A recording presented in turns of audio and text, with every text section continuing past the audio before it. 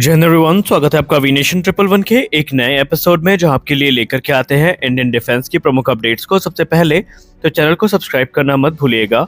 और आज के अपनी अपडेट की शुरुआत करेंगे राफेल एम स्टैंडर्ड को लेकर के आई एक बड़ी अपडेट से। दोस्तों, जैसे कि हम सब जानते हैं, भारतीय नौसेना के द्वारा 26 की संख्या में जो राफेल एम फाइटर जेट्स हैं, इन्हें खरीदा जाना है। और इसको लेकर के भारतीय नौसेना का जो फाइनल प्रपोजल है, अब वो तैयार हो चुका है और यहाँ पर प्राइस निगोशिएशन चल रही है। और माना जा रहा है कि सभी चीजें अगर सुगमता से हुई तो इसी वर्ष के अंत से पहले जो डील है ये फाइनलाइज कर ली जाएगी, जिसके अंतर्गत भारतीय नौसेना के लिए 26 की संख्या में जो राफेल एम वेरिएंट है ये खरीदे जाएंगे। आपको बताते चले कि आईएनएस विक्रांत से ऑपरेट करने के लिए भारतीय नौसेना 26 की संख्या में इन फाइटर जेट्स को फ्रांस के साथ खरीद रही है, जहां पर भारतीय नौसेना ने कुछ विशेष शर्तों को भी यहाँ पर ध्यान दिया है।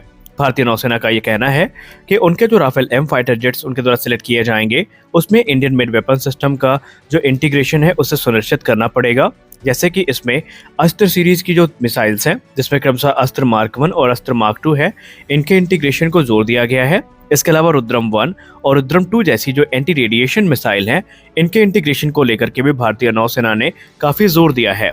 गौर करने वाली बात एक ये है कि इसके अलावा जो MBDA की मीटियोर है, जो कि दुनिया की बहुचर्चित BVR मिसाइल है, उसके इंटीग्रेशन को भारतीय नौसेना जोर दे रही है। वहीं स्कैल्प क्रूज मिसाइल को भी भारतीय नौसेना के द्वारा यहाँ पर डिमांड में रखा गया है। और अगर सब कुछ सही रहा तो इस वर्ष के अंत तक हमें ये डील फाइनलाइज होती दिखाई पड़ेगी। हालांकि जनरल इलेक्शन के रिजल्ट आने से पहले कोई बड़ा अनाउंसमेंट होगा, इसकी उम्मीदें काफी कम है, लेकिन फिर भी जो बातचीत है वो चल रही है। बाकायदा फ्रांस भी भारत में अपनी जो इंजन MRO फैसिलिटी है और दूसरे पार्ट्स की मैन्युफैक्चरिंग है, इसको शुरू कर सकता है। ऐसे आसार भी फ्रांस से हमें देखने को मिले हैं। तो अब यहाँ पर इंतजार इस बात का है कि ऑफिशियल कॉन्ट्रैक्ट कब साइन किया जाता है, क्योंकि MRFA भी इस समय चर्चा का विषय बना हुआ है। हमारी अगली बड़ी अपडेट भारत और इंडोनेशिया के बीच में ब्रह्मोस सुपरसोनिक क्रूज मिसाइल के एक्सपोर्ट को लेकर के चल रही एक मीटिंग को लेकर के आ रही है। दरअसल भारत में इस समय 7वीं जॉइंट डिफेंस कोऑपरेशन कमेटी की मीटिंग चल रही है, जहां पर भारत और इंडोनेशिया के बीच में ब्रह्मोस सुपरसोनिक क्रूज मिसाइल की खरीद को लेकर के बातचीत चल रही है। इंडोनेशिया की तरफ से उनके मिनिस्ट्री ऑफ डिफेंस के secretary general air marshal retired Donny Taufanto और भारत के तरफ से जो ब्रह्मोस एयरस्पेस के CEO हैं और भारत के डिफेंस सेक्रेटरी अरमाने सर हैं, वो उपस्थित रहे हैं। इस मीटिंग का उद्देश्य भारत और इंडोनेशिया के बीच में डिफेंस कोऑपरेशन को बढ़ाना था। और मीटिंग के दौरान ही भारत ने ब्रह्मोस सुपरसोनिक क्रूज मिसाइल की जो पेशकश है वो इंडोनेशिया के समक्ष करी है।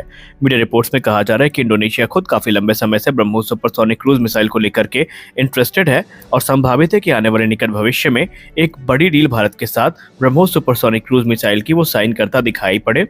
ब्रह्मोस के अलग अलग वेरिएंट को लेकर के इंडोनेशिया ने इंटरेस्ट दिखाया है।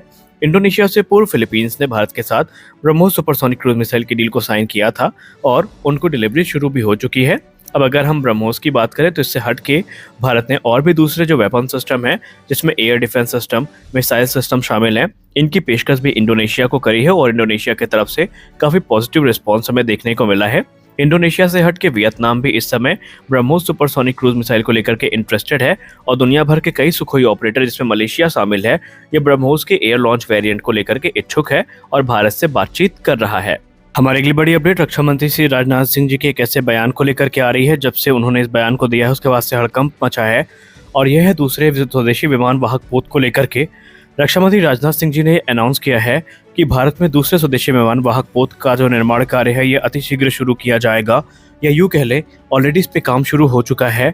और भारत को जो दूसरा स्वदेशी विमान वाहक पोत है ये एक रिकॉर्ड टाइम में मिलेगा। हालांकि इसकी स्पेक्स को लेकर के अभी भी संशय बना हुआ है, लेकिन ये माना जा रहा है कि अगर हम साइज की बात करें तो ये आईएनएस विक्रांत की एक सिस्टर क्लास शिप होगी, यानी कि डायमेंशंस के मामले में ये आईएनएस विक्रांत के जैसे ही होगी।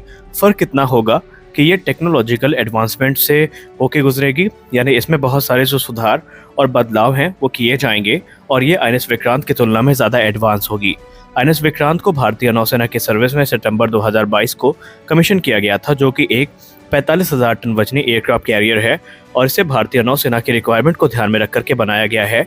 और ये भारत के नेवल डिफेंस प्रोग्राम में आत्मनिर्भरता का एक सबसे बड़ा प्रमाण है। ये जो अनाउंसमेंट आया है ये भारतीय नौसेना के प्रपोजल के रिस्पॉन्स पे आया है, जो कि उन्होंने एक और इंडिजिनस एयरक्राफ्ट कैरियर को लेकर के दिया है। ये जो प्रपोजल है इसमें IAC-2 प्रोजेक्ट की बात की गई है, जो कि IAC-1 का एक फॉलो ऑन ऑर्डर है और माना जा रहा है कि IAC-2 में बहुत सारे टेक्नोलॉजिकल एडवांसमेंट की जाएंगी, जैसे कि इसमें हमें जो कह सकते हैं एडवांस रेडार सिस्टम है वो देखने को मिल सकते हैं और भी बहुत सारे जो बदलाव हैं वो हमें देखने को मिलने वाले हैं। हालांकि रिपोर्ट्स में ये भी कहा जा रहा है कि आने वाले भविष्य में भारतीय नौसेना 4 से ज़्यादा एयरक्राफ्ट कैरियर को ऑपरेट करेगी और IAC-2 के बाद जो IAC-3 होगा, यानी ये जो तीसरा स्वदेशी विमान वाहक पोत, चौथा विमान वाहक पोत होगा, उसमें हमें बहुत सारे बदलाव देखने को मिलेंगे, जैसे कि वो तकरीबन 65,000 टन वजनी होगा और उसमें हमें कैटोबॉल लॉन्च सिस्टम देखने को मिलेगा। यानी कि अगर हम IAC-1 और 2 की बात करें तो इसमें हमें एक रैंप की सहायता से एयरक्राफ्ट को टेक ऑफ करवाना पड़ता है और जो कैटोबॉल कॉन्फ़िगरेशन है उसमें कैटapult लॉन्च सिस्टम हमें देखने को मिलता है और कहा जा रहा है कि वो इस समय अंडर डेवलपमेंट है, जिसकी जिम्मेदारी भारत इलेक्ट्रॉनिक्स लिमिटेड ने अपने कंधों पर ली हुई है और दूसरी संगत संस्थाएं उसमें काम कर रही हैं। हालांकि टेडबीएफ को लेकर के भी एक बड़ी अपडेट है, लेकिन इसमें कंफर्मेशन का इंतजार किया जा रहा है क्योंकि अब कुछ रूमर्स ऐसे हैं जो ये कह रहे हैं कि टेडबीएफ का कैटोबॉल वेरिएंट इस समय ऑलरेडी अंडर डेवलपमेंट है, जो कि भारतीय नौसेना की रिक्वायरमेंट को ध्यान में रख करके बनाया जाएगा। लेकिन रिपोर्ट्स ये इशारा करती है कि भारत तकरीबन 4 से ज़्यादा एयरक्राफ्ट कैरियर की जो फ्लीट है उसको ऑपरेट करने के मूड में है, ताकि चाइना की बढ़ते विस्तारवादी नीति को काउंटर किया जाए और जो समुद्री इलाके हैं उसमें एक कंप्लीट डोमिनेंस इस्टेब्लिश किया जा सके। तो हम आशा करते हैं कि जो प्लान है ये सही समय पर पूरे होंगे और भारतीय नौसेना को उनके जो एयरक्राफ्ट कैरियर है ये तय किए गए समय के अंतर्गत ही प्राप्त होंगे। हमारी अगली बड़ी अपडेट तेजस मार्क 2 प्रोग्राम को लेकर के आ रही है। जैसा कि हम सब जानते हैं कि तेजस मार्क 2 हमारे लिए कितना महत्वपूर्ण है और तकरीबन 200 से ज़्यादा की संख्या में ये एयरक्राफ्ट भारतीय वायुसेना के लिए खरीदे जाएंगे। और इसी बीच एक बड़ी अपडेट सामने आ रही है जहां पर यह बताया जा रहा है कि भारतीय वायुसेना के जो तेजस मार्क 2 के पायलट्स होंगे, इनके लिए इल्बिट सिस्टम के द्वारा विकसित किया गया जो -5 हेलमेट माउंटेड डिस्प्ले सिस्टम है ये इस्तेमाल किया जाएगा। जी हाँ, तेजस मार्क 2 एयरक्राफ्ट में हमें इल्बिट सिस्टम का -5 हेलमेट माउंटेड डिस्प्ले सिस्टम देखने को मिलेगा, जिसे एरो इंडिया 2023 में प्रदर्शित किया गया था। अगर हम करंट तेजस मार्क 1A फाइटर जेट की फ्लीट की बात करें तो उसमें -4 हेलमेट हमें देखने को मिलते हैं और तेजस मार्क 2 में ये एक अपग्रेड हमें देखने को मिलने वाला है।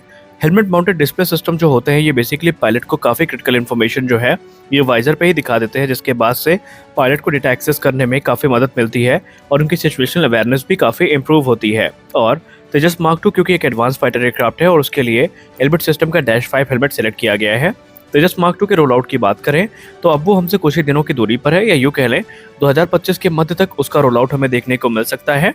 2026 तक उसकी पहली उड़ान को आयोजित किया जाना सुनिश्चित किया गया है और सबसे महत्वपूर्ण बात तो ये है कि 2029 तक इसके प्रोडक्शन को शुरू किए जाने की बात की जा रही है। कहा जा रहा है कि ऑलरेडी बहुत सारे सिस्टम विकसित किए जा चुके हैं और जो सिस्टम विकसित नहीं किए गए हैं उनका टेंडर इशू किया गया है, जो कि बहुत जल्दी पूरा कर लिया जाएगा। इस समय एक एग्रेसिव टाइमलाइन को HAL के द्वारा फॉलो किया जा रहा है और भी बहुत सारे जो क्रिटिकल टेक्नोलॉजीज है वो अंडर टेस्टिंग है। जैसे कि आपको याद होगा जो infrared search and track system है उसको हॉकर 800 एयरक्राफ्ट से टेस्ट किया जा रहा है। जो इंडिजिनस रेडार है ये भी डेवलपमेंट फेज से गुजर रहा है और बहुत जल्दी इन सभी सिस्टम को तेजस मार्क 2 में इंटीग्रेट करने के योग्य बना दिया जाएगा। तेजस मार्क 2 एक 4.5 जनरेशन का एयरक्राफ्ट होगा जो कि भारतीय वायुसेना की ताकत को कई गुना ज़्यादा बढ़ाएगा। तो आज के इस वीडियो में बस इतना ही। हम आशा करते हैं ये वीडियो आपको अच्छी लगी होगी। वीडियो अच्छी लगी तो वीडियो को लाइक करिए, नए चैनल को सब्सक्राइब करिए। मिलते हैं अगले वीडियो में, तब तक के लिए जय हिंद।